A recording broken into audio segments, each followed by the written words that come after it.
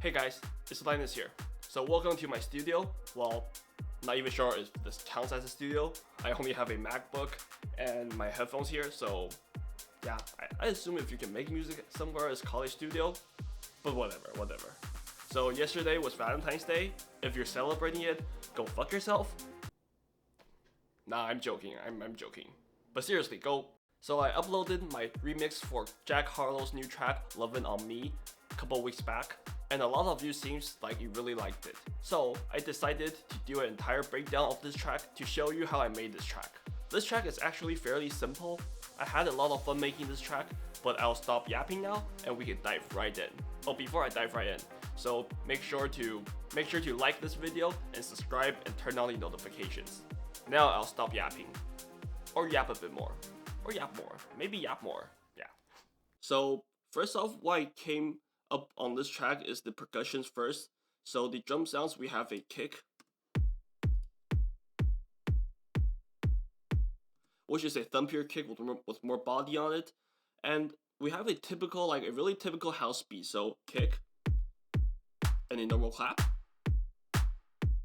hi-hats. So this is a really typical house beat. So the way I like to make it like more interesting and more variation to it is I like to add depth, which is you can do in multiple ways. You can add it at like different offbeats or different hits, or the other way you can do is like you can add reverb to some of them or some delays, so it will bounce around and make it like some sounds are more forward and some sounds are more like towards the backwards. And the other way is just you can pan them left and right like what I did with the right here. So I just pan them left and right, and there's like movement to it, which makes it more interesting. So other things are like basic shakers and some like random hits here and there. So all of the percussion sounds are pretty simple on this track. Since this track is pretty melodic, I don't want to really like overcrowd things, so it's like a really simple one. And the processing is also really simple, so what I did is just added some distortion and started like doing my dynamic controls. So the one worth mentioning is Saturn. So I wanted this track's like drum sound to be a bit older and a bit more color into it. So I added this tape distortion, tape saturation. So with it sounds like this. Without it, so you can really hear the difference there. There's like more coloring, more mid and warp to it, which I really like. So I added it there. And other things are really simple. It's just like some dynamic control. So you have a clipper to shave off the peaks. So when it enters the compressor, it really doesn't have to do that whole much while compressing like peaks if you don't do this. So next up, of course, a bus compression with high attack to have a punch.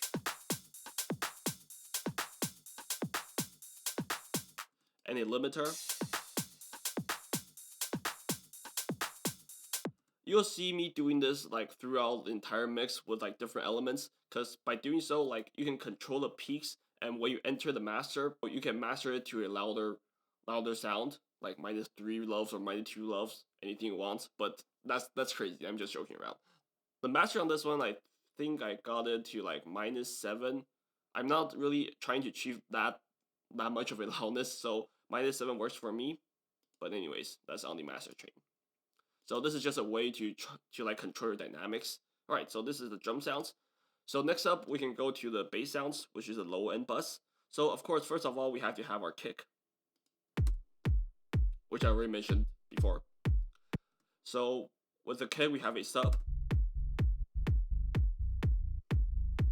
Really simple. So the main thing about these two is like the sidechain part. So when you're doing the sidechain, what I like to do is I like to see how long the kick is with a LFO tool.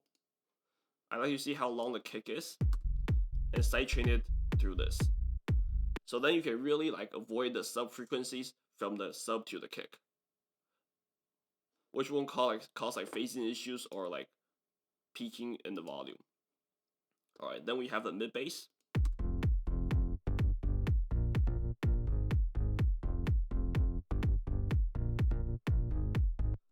Which I did the same to sidechain it.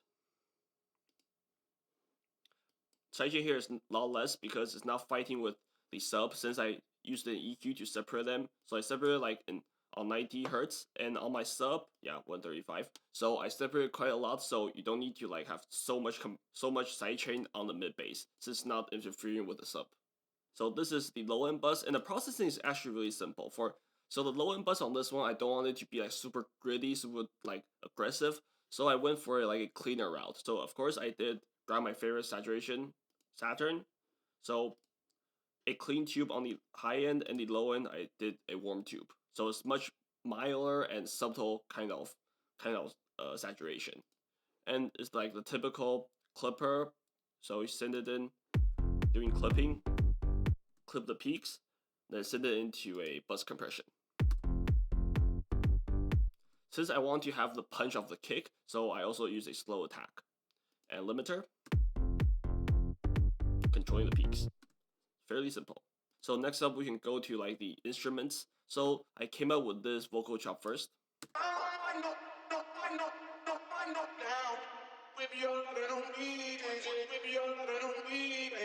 As you can hear, like the vocal is not perfect because I stripped them down using vocal remover, a website like you can remove vocals from any single song. You can definitely hear like some imperfections here and there, but I tried to play my song like in a club system and in different headphones. Well, it sound on my MacBook speakers, so it sound pretty good, and you can really hear those like imperfections here and there. And honestly, that's the best way I can get these vocals. So, or normally when I'm doing like remixes like this, I don't really like to use vocal chops because there's like imperfections quite a lot. But if it gets buried in the mix, I feel like you'll be fine with it. You'll be fine with it. All right. So this is the first vocal chop, and we have another layer of vocal chop at the bottom.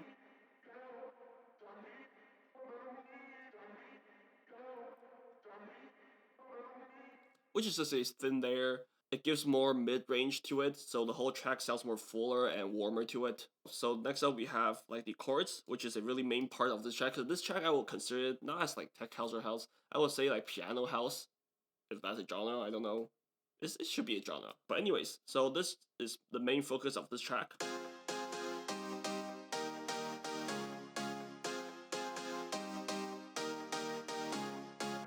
So the melody is like fairly simple. I figure like for tracks like this, you don't have to have like a crazy complicated melody.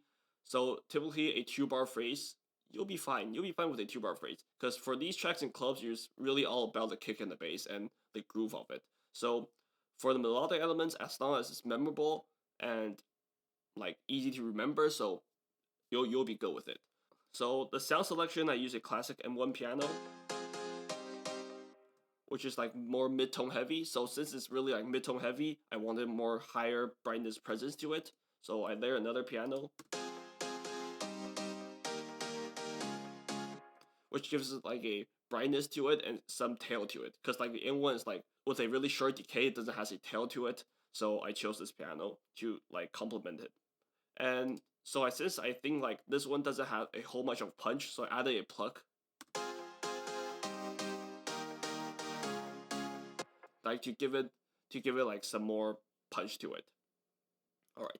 So these are the chords, and next up we have some pads. So the pads is just a very thin layer on the bottom, or else if there's no pad, it'll sound like really empty. So this one just fills out the middle ground.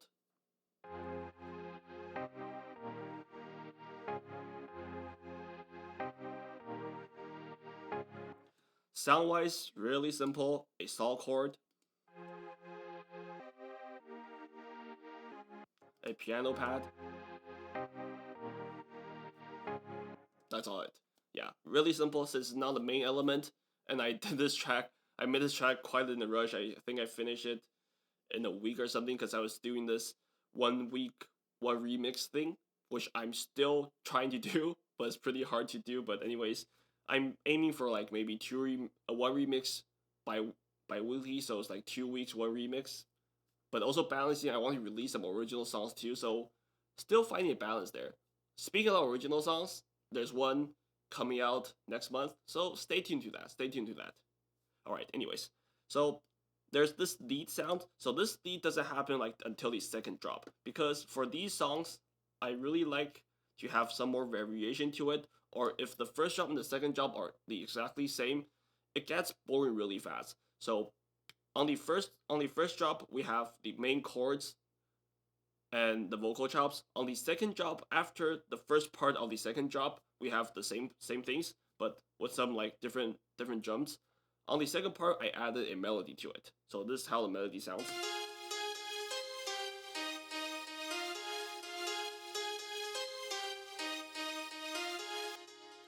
Fairly simple, really simple.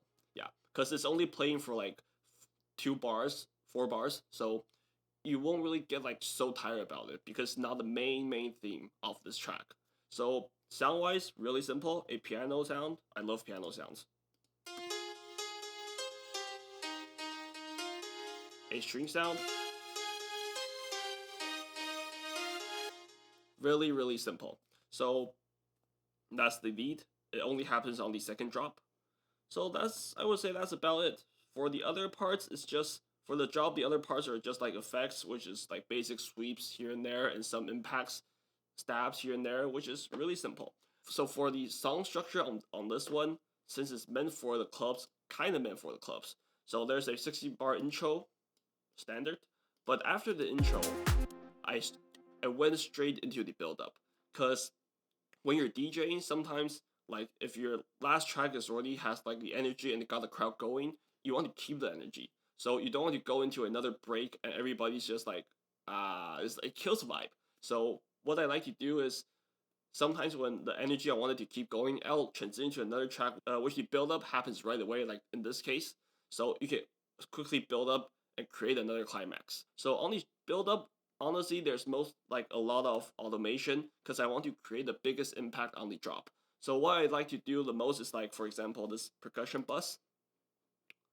I have a high pass filter and a low pass filter slowly closing up at the same time. So the volume and the size of the sound, I don't know if that's the right phrase, size of the sound, but anyway, you get it. It just gets the sound like smaller, and when it hits a drop, it opens up. It opens up, and the drop hits really hard. So I did this like to many things. Also like the pads, I did it too, and I think my vocal chops, I did it too. Vocals too. So we can take the vocals for example. Slowly closes.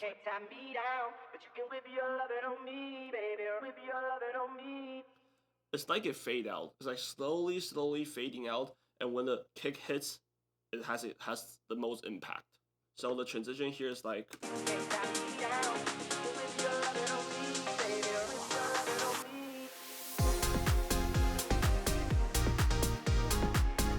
Obviously, when I'm doing my masters, I will also add like different effects. So what I like to do typically on my master is I will reduce the gain to like 1.1 dB to 1.5 dB, minus 1.5 dB. So the the buildup becomes like quieter and quieter, and when it hits the drop, the volume is also louder. And another thing I like to do is sometimes I use endless smile. Sometimes I just like to automate everything myself if there's a purpose to it. But another thing I like to do is I use an imager, and I make the track more and more mono, and towards the drop, everything opens up to the normal stereo image. So it also hits much harder. That's what I like to do. So on the break is really simple. Break is just the normal rapping vocal. Young J-A-C-K-A-K-A Rico like Suave, young Enrique speaking at AKA. She's an alpha but not around your boy. She get quiet around your boy. Hold on. So the percussions on the break is also quite interesting since it's a house track. So you're going to have like kick, hat, percussion, like everything playing out the whole track. So it's really important to think of like dynamics and changing in these sounds, or else it will be all the same. It gets bored really quick. So in this case, I automated also with an EQ, so it closes up, it becomes smaller, and it sounds quite old to it. So there's no high end and no low end on the percussions. So there's two purposes on this. The first purpose is to leave space for the vocal. So the vocal is more like high end, mid high end. So leave spaces for the vocal. Another is like I like the feel it gives. It gives like a old feel to it. Sometimes I like to even add a RC20 on it with some of the wobble features on it, so it sounds even like more retro to it. But in this case, I didn't use it. So that's the breakdown of the entire track. I hope you guys liked this one.